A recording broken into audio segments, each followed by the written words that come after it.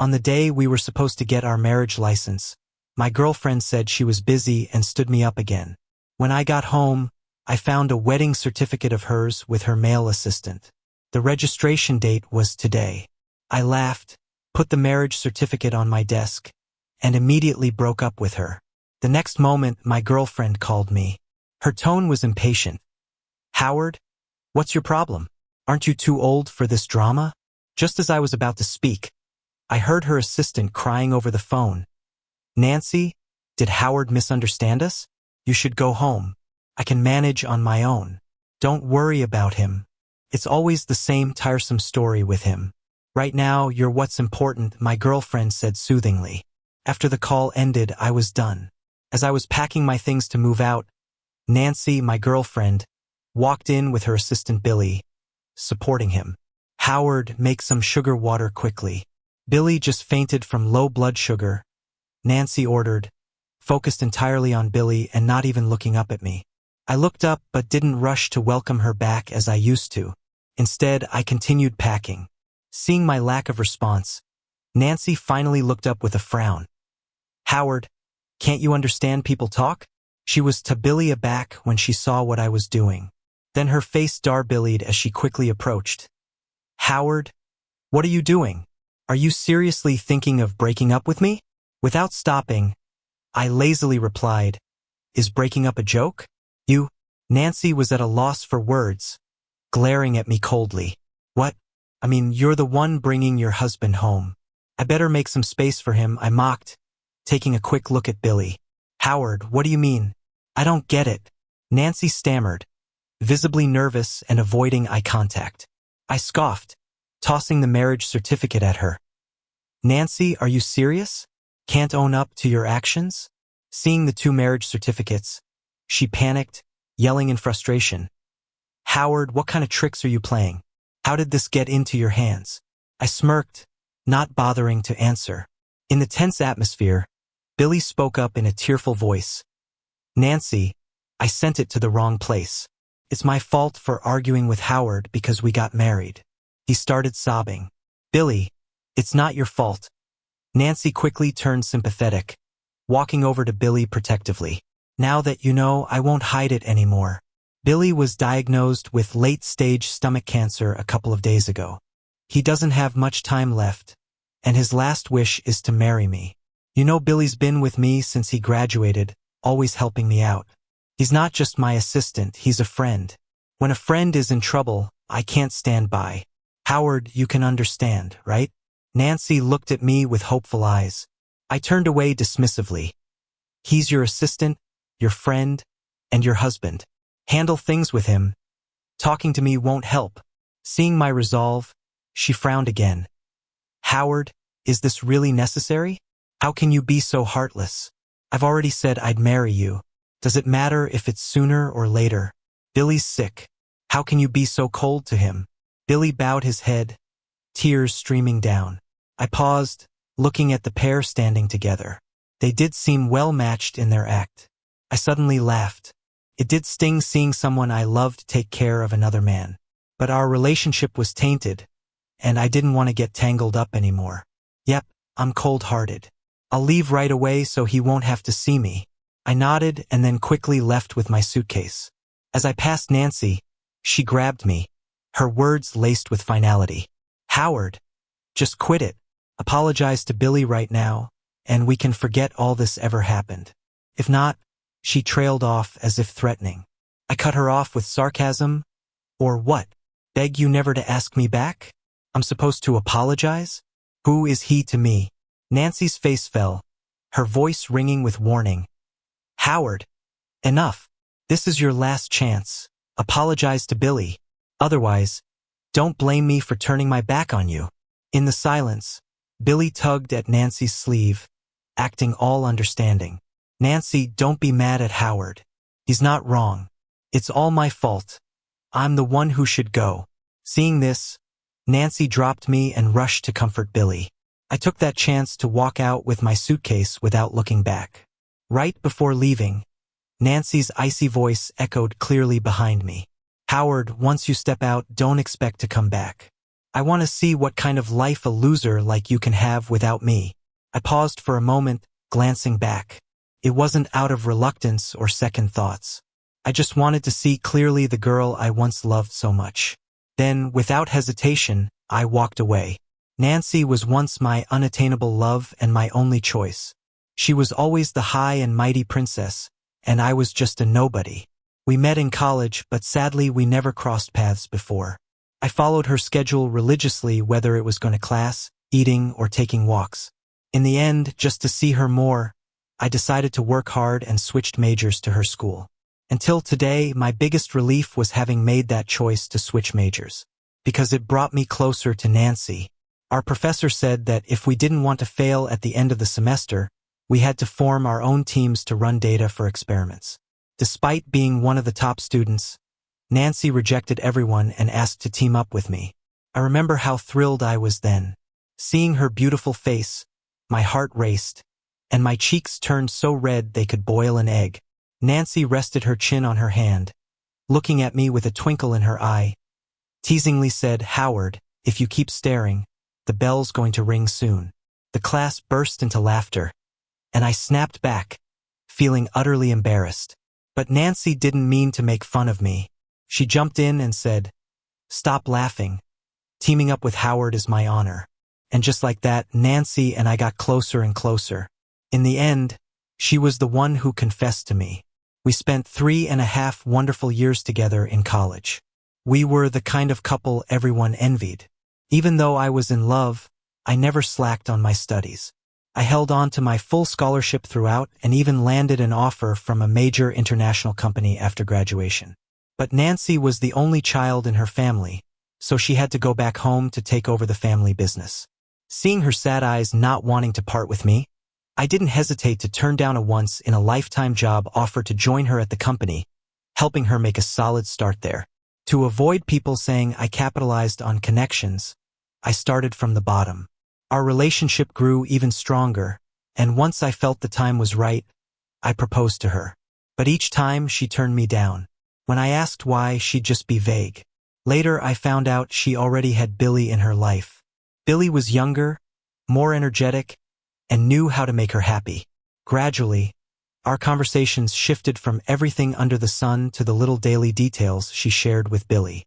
I noticed the change, and I tried hard to mend things. But her heart was elsewhere for a long time. No matter how I tried to convince her to stay, a single call from Billy would have her rushing to him no matter the weather. She gave him all the care and patience she used to show me. All I got were cold looks and complaints. Even so, I couldn't let go, and I proposed once again. This time, she said yes. But on the day we were to get our marriage certificate, she stood me up for Billy. When I saw their marriage certificate, I knew it was finally time to face reality.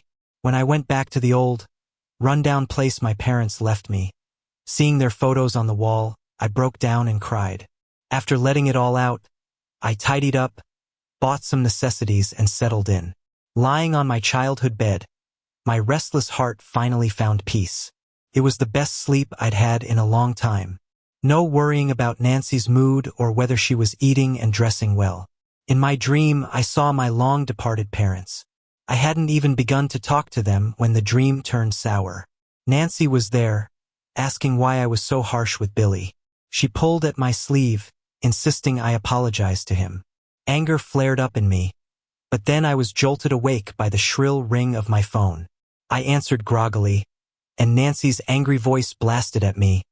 "Howard, where have you disappeared to? Did you forget today's company signing party? Everyone's got a date, and I'm left alone. Are you trying to embarrass me?" I snapped to full awareness, barely restraining my frustration as I held the phone away. "If that's what you think. Sure. Howard." Nancy raised her voice, then I heard her move, probably switching rooms. She sighed and softened her tone. "Howard, it's a big day for the company. Can you stop playing games and come over? The signing starts soon, and we can talk everything over after the party tonight." There was a moment's pause in my resolve as she spoke so reasonably. Before I could answer, I overheard people laughing and joking on her end. "Wow, Billy looks like a groom today. Totally, he and Nancy really match today." Billy's voice chimed in. Cut it out. I just threw this on. Seeing I was silent for too long, Nancy called me again. I scoffed. Nancy, isn't your partner already there? Don't call me again. Not letting her respond, I quickly ended the call. Because I knew if I stayed on the line any longer, I wouldn't be able to hold back my sadness. I didn't want to dwell on the past, but 5 years of memories were deeply woven into my life. All those days and nights I spent loving her. I never imagined what life without her would be like. The Nancy from back then would put me first, promising forever. But the Nancy now doesn't need me anymore. Tears dripped onto my pillow as memories startled me awake. I felt pain inside my heart. But before I could process it, there was furious knocking at the door.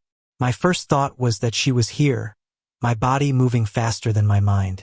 When I opened the door barefoot, I realized just how foolish I'd just been. Howard, it really is you, you're back?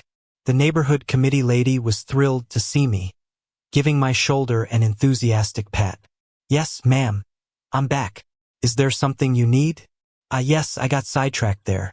She got serious. Howard, you should come down and take a look. There's a bunch of black cars blocking the road for you, and our neighborhood's already got narrow streets. The neighbors can't even come and go properly. I frowned and followed her downstairs. At the front, I saw Nancy's black car parked at the entrance. As soon as I showed up, the bodyguard opened the car door, and Nancy stepped out in high heels. I turned to leave, but behind me, Nancy called out sternly, Howard, stop right there. I ignored her and picked up my pace. But the next second her personal bodyguard was blocking my way. Howard, what is this supposed to mean? Nancy caught up in her heels, giving me a slap before asking without a second thought, You've gone too far.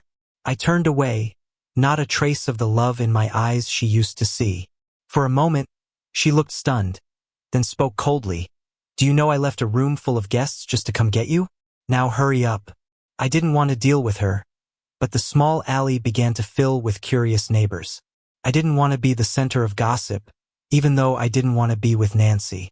After weighing my options, I grudgingly got into Nancy's car in my pajamas. The back seat window rolled down, and there was Billy, all suited up, looking a bit guilty. Howard, sorry man, he said. I'm feeling a bit off, so Nancy had me sit in the back with her. Hope you don't mind sitting up front. Nancy appeared next, catching me glancing at Billy in the back seat. She seemed a bit awkward. She opened the back door for me, trying to ease the situation. Billy's not feeling too great, so I thought I'd take him for a drive. You don't mind, right, Howard?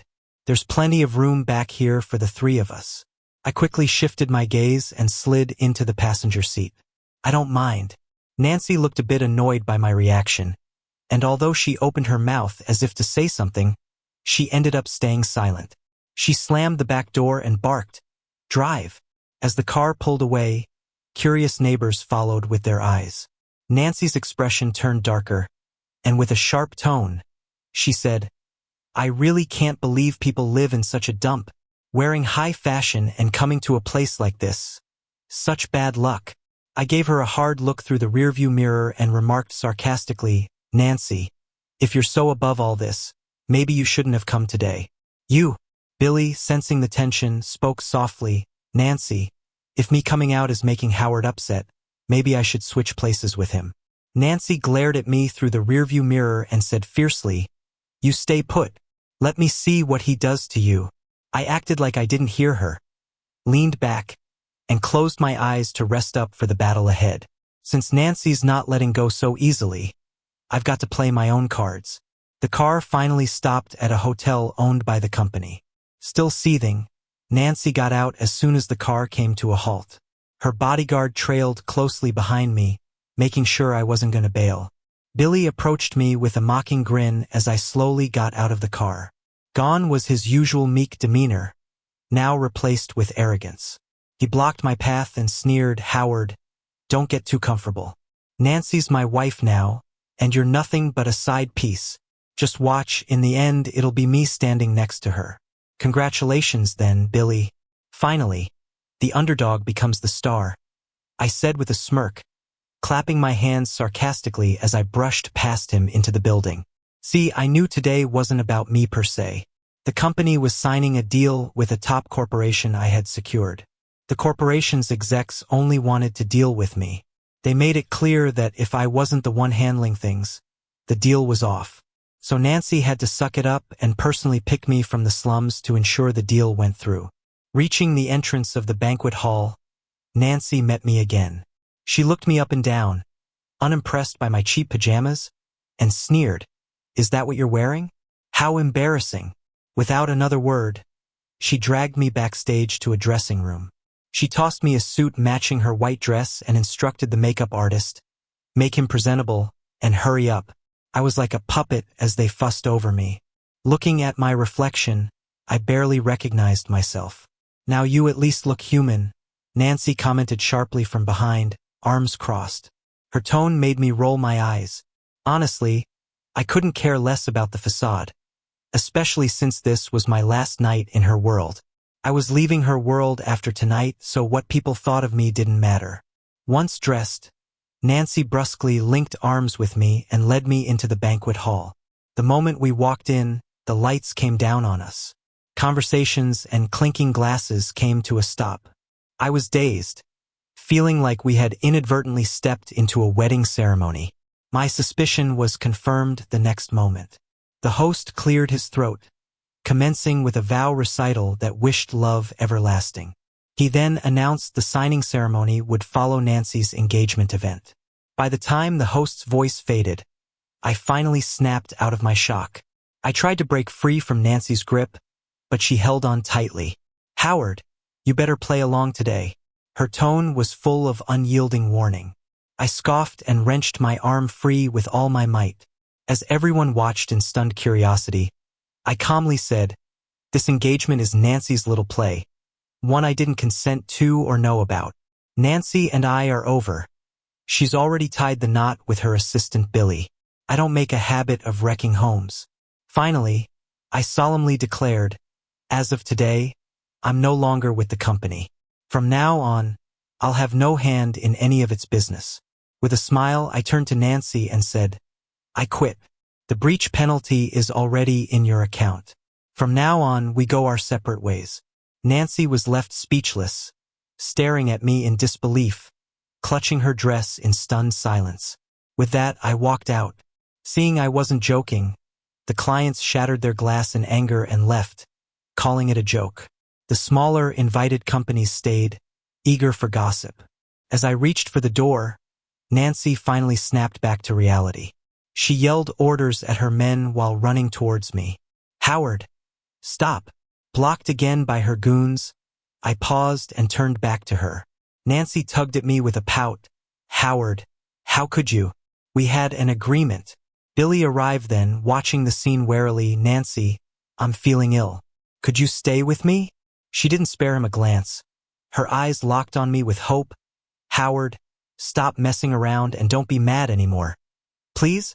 The scene fell into an awkward silence, with everyone holding up phones, recording like crazy. I kindly reminded Nancy, but she seemed like she didn't hear me, clutching onto me tightly.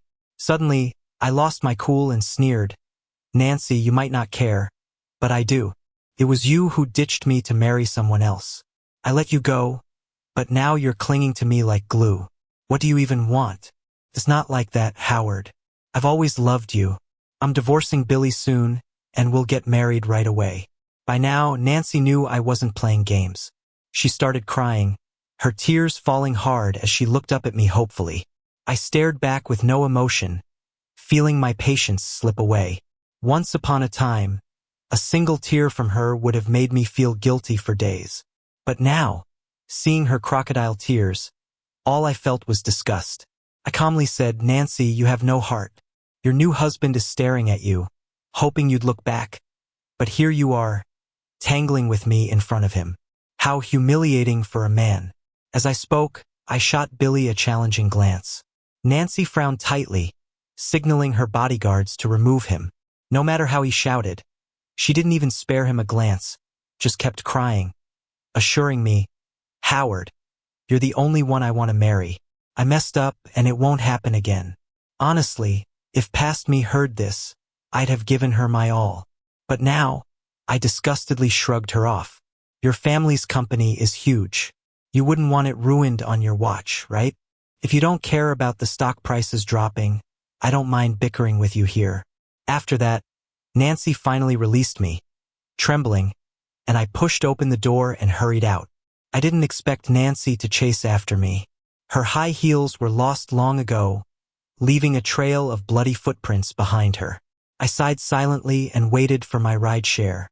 As she saw me, she ran to me, but halted when she saw my cold expression. Howard, I've thought it over. Nothing matters more than you. My dad can handle the company. She sounded sincere and I got her hint. Seeing I didn't mock her, she cautiously reached out to hold my hand. Howard, my feet hurt, she said, tears welling up. I didn't respond, looking past her at someone behind her. Your real husband should be the one to console you, not me, your ex. Hearing this, Nancy got emotional, then calmed down. She boldly wrapped her arms around me. Howard, quit being passive-aggressive. I know I was wrong. I followed you out. Doesn't that show my love? I quietly looked into her eyes. Her love for me? No. More like her privilege always had others spoiling her. She wanted to conquer my denial, but once I gave in, I'd lose all value to her. Your husband is watching. Go comfort him. It's not right to let him wear that heartbroken look, I said. Nancy spun around. Billy came over and held her. Nancy, don't leave with him. Let's go home. Okay? I added, Nancy, don't do things you'll regret. You've chosen. No turning back. From now on, I don't want to see you again. Maybe my repeated rejection hurt her pride. She pushed Billy aside to take his arm instead, glaring at me. Howard, you're the one who doesn't appreciate kindness. I was nice and you didn't care, pushing me to anger. Fine, let's never see each other again. I'll see which company hires someone our company let go, she threatened. I shot back, bring it on. The scene at the company banquet hit the top of trending searches that night. Somehow, my number got leaked, and reporters hounding for gossip called until my phone died. I blocked a batch, but more calls came right after. I finally canceled our shared phone number at the store early the next day. Peace at last. Just when I wanted to live quietly, Nancy pulled another stunt. She blocked my neighborhood with 3 cars, threatening to stay unless I went with her. I wasn't scared of nosy neighbors anymore. I was worried the scene would draw reporters. Then my peace would be gone for good. I got in her car, seething. When Nancy saw me, her eyes brightened for a second, then went flat. I noticed it and watched her silently. Nancy, did you forget what you said before? Why are you here again? My tone was distant. She lowered her gaze. Howard, my dad's in the hospital and wants to see you. Gone was her arrogance from that night. I stayed silent. We reached the hospital in silence. Nancy's father looked pale, lying in bed. Papa, Nancy called softly from behind me, nervously twisting her fingers. He responded with a stern hum, just one syllable bursting with authority. I glanced at Nancy, noticing her nervous mannerisms. If it were before, I'd have held her hand, assuring her it's all okay. But now, I just stepped aside, casually sitting on the leather couch, staring straight at the company's boss. What is it? Let's get to the point. I guess you're already aware of the company's stock plummeting. I asked you here today for one reason only, to have Howard and my daughter marry soon. Nancy's dad said, still coughing into his hand. Even though he seemed weak, his tone was unmistakably firm. The caretaker next to him helped him with his back. Nancy wanted to step forward but hesitated, casting a desperate look at me for help. I calmly shifted my gaze and said casually, is Lily's company giving yours a hard time? Lily's the owner of that leading company that only wants my skills and is willing to sign a contract with me. Nancy's father, finally done coughing, replied, Howard is a smart guy. I just smiled at that. I got it clear as day. Our company isn't as powerful, and upsetting Lily left them with no way to seek reconciliation. Knowing Lily's company holds me in high regard, they decided to use me as their play. From the start, I've been nothing but a tool for those in charge, without any regard for my rights. If Howard agrees, my little girl's silly marriage can end, and he can have a happy life with her. Nancy looked at me expectantly, tears shimmering in her eyes. I smiled back at her and said slowly, "Sorry, I don't take anyone else's leftovers." As soon as I said that, Nancy's dad furiously threw a cup at Nancy. "Useless. You're the cause of this mess. Don't you know your place? How dare you act up in front of me?" He barked, sneaking glances at me now and then. Blood streamed down Nancy's forehead, yet she stubbornly lifted her tear-stained face and looked right at me. Seeing her hurt, I remained calm as a lake. I didn't speak, just watched coldly and then sneered before turning away. Nancy's dad had never been ignored like this by someone younger, his longtime superiority now replaced by defeat. He leaped from his bed, raging and cursing readily. For the first time, Nancy disobeyed her father to run after me, sobbing, "Howard, there are no more obstacles between us. Do you really not want to marry me?" I was still fuming from her father's treatment. "Then get out of my way," I snapped. Nancy shook her head in pain, clinging to my shirt. "Howard, you've never treated me like this. Is there really no chance? I already divorced him. I only ever loved you. But I don't love you anymore. I don't believe it. I don't believe it. Howard, you loved me so much before. Remember?" Nancy cried out desperately, confronting me.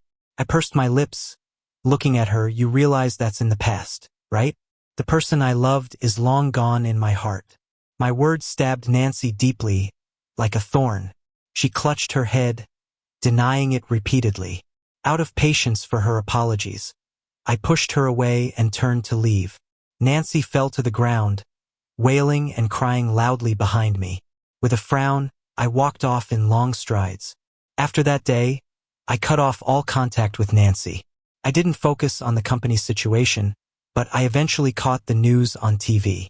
To appease an enraged Lily's company, they had to pay high violation fees, resulting in massive layoffs to cut costs. Complaints filled the air, with negative news about the company pouring in from all sides. Without its foundation, the company was close to crumbling during this crisis. Honestly, I felt nothing. It's all Nancy's own doing. Just when I decided to go abroad for further studies, Lily's company somehow got my number. A senior executive personally extended an offer. I admit it was tempting, but thinking about possibly facing Nancy at work, I declined. I contacted my old professor from college, asking about studying abroad. He was surprised but also regretted I missed the chance at a big company job back then. In the end, he reassured me that it was never too late to try. "Howard, you're a bright talent, you'll surpass me someday," he complimented. Living up to his expectations, I nailed the toughest admission exam and got into an Ivy League school abroad. Professor was so thrilled, he called all my classmates from our year, planning a big reunion party. That's where I bumped into Nancy again. Seeing her caught me off guard. I froze for a minute. It was Nancy who broke the silence first. "Howard, long time no see." She approached with a smile, but it never quite reached her eyes. I looked down nervously, unsure of what to say. Nancy noticed my observation and laughed self-deprecatingly. "I must look awful now." "Not really, just a bit worn out," I replied honestly. Maybe my harsh attitude last time caught her off guard because, when I spoke calmly, her eyes turned red. "Howard, I thought you never wanted to speak to me again," she said quietly, stepping closer. I stepped back uneasily, frowning slightly. "Don't overthink it. As long as you keep your distance, I'm fine with being old classmates." My cautious retreat froze Nancy in her tracks. Her eyes filled with a drowning sadness. Suddenly feeling annoyed, I ended the chat with, "Let's catch up later. You should get inside. The professor's already here." I tossed that over my shoulder and headed into the room first. As I celebrated with classmates, the alcohol got to me. The professor, pleading exhaustion, left early. Everyone understood.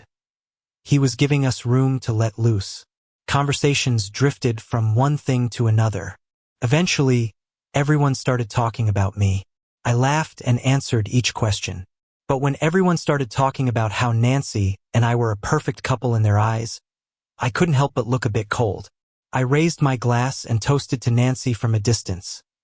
Nancy is the daughter of the company's boss, and I'm not worthy of her. But I still want to thank her. Nancy is truly great. She taught me how to be an independent man. I downed my drink and then changed the subject. Let's talk about something else, so our beauty queen doesn't feel uncomfortable. Quite a few people knew we broke up and, sensing the awkward vibe, they laughed and helped steer the conversation elsewhere. But a few people, who once chased after Nancy and didn't know the details, kept pushing us to play couple games. Seeing me put down my glass and stop engaging, Nancy jumped in. Howard has had a bit too much tonight. Let's not do any games. Let's just chat casually. People still wouldn't give up. Under their urging, Nancy came over to my side. I don't know who pushed her, but she ended up in my arms. Instinctively, I jumped up, but Nancy quickly wrapped her arms around my neck. She gave me a desperate look. The classmates started chanting for a kiss, and she moved towards my lips. At the last second, my patience wore thin. I pried her fingers away and stepped back to create some distance. With a dark expression, I said, "Enough. Nancy, others might not know our situation and joke around, but how could you not know?" "Howard." Nancy bit her lower lip, looking at me pitifully. I ignored her, turning to everyone. "Nancy and I broke up a while ago. The reason is she secretly married someone else." Amidst their shocked reactions, I added, "Sorry, I've had a bit too much. I'm heading out." I couldn't stay in that suffocating space any longer. I pushed the door open and fled. I never thought Nancy would become so clingy. I started to miss the old her, the one who looked down on everything with pride. "Nancy, can you stop?" I halted in my steps, speaking irritably. "Chasing after me like this only makes me dislike you more." Tears rolled down her cheeks as she softly said, "Howard, I know you're going abroad, and I know I can't keep you. I just want to look at you a few more times while I still can." I closed my eyes, swallowing all emotions, and said calmly, "I saw Billy's posts. Didn't you two reconcile? You even went to places we had planned to visit together. I'm happy for you. It's not like that." Nancy stepped closer in her agitation, but upon seeing my cold expression, she lowered her gaze and retreated a step. "I've ended things with Billy completely. He wasn't sick, he lied to me. This is my fault, all my fault, Howard. I truly regret it." Her tears flowed silently, shoulders shaking. If I could turn back time, I would have held her and comforted her softly. But sadly, the past is beyond reach. "Nancy, none of this matters to me anymore. Let me go and free yourself too." The day I left for abroad, it rained in this city. Dragging my suitcase, I walked into the airport and caught sight of Nancy from the corner of my eye. She was all suited up, following me not too close, not too far. With a sigh, I entered the lounge. She sat right behind me, watching silently through her sunglasses. I pretended not to notice, put on my headphones, and waited quietly to board.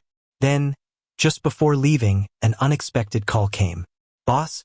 Howard, there's no need to be so formal. Isn't calling me uncle more familiar?" Nancy's father's tone had lost its previous sharpness. I glanced at Nancy, then replied coolly, "We aren't that close. It's more polite to call you boss." Hearing my response, Nancy gripped her white dress tightly. Noticing her small gesture in my peripheral vision, I stayed indifferent and said, "Mr. Lee, just say what you want to say." The line went silent. Then Nancy's father sighed deeply. "Howard, if I apologize now, would you give Nancy another chance?" In front of the two marriage certificates, she was completely panicked, angrily growling. "Howard, what kind of trick are you playing? How did you get this marriage certificate? You've been with Nancy for years. I admit I never thought highly of you, but I never intervened. Nancy has been pampered since childhood. I always thought she was just playing with your relationship. After all, you two aren't from the same social class. Ever since the breakup, the kid's been struggling and her health's gone downhill. As her father, it's been heartbreaking to watch. If anything I did upset you, I'm sincerely sorry. I just hope you'll give Nancy another chance, remembering the good times you two had." I put my phone on speaker and stood up, looking at Nancy. "Boss, since that's the case, let me make it clear today.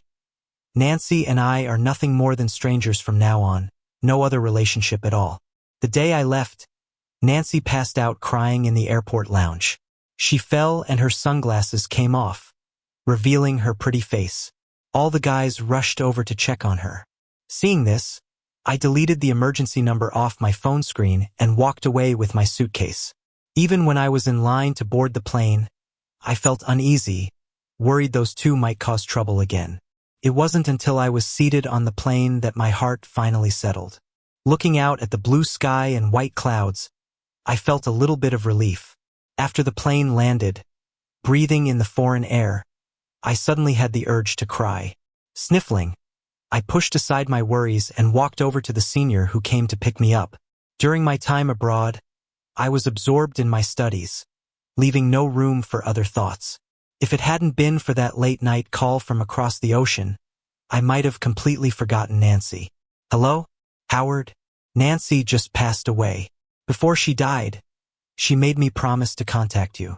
She wanted to tell you, Howard, in the next life, I definitely won't miss out on you again. The call ended. I was dazed for just a moment. Then I powered off my phone and went back to sleep.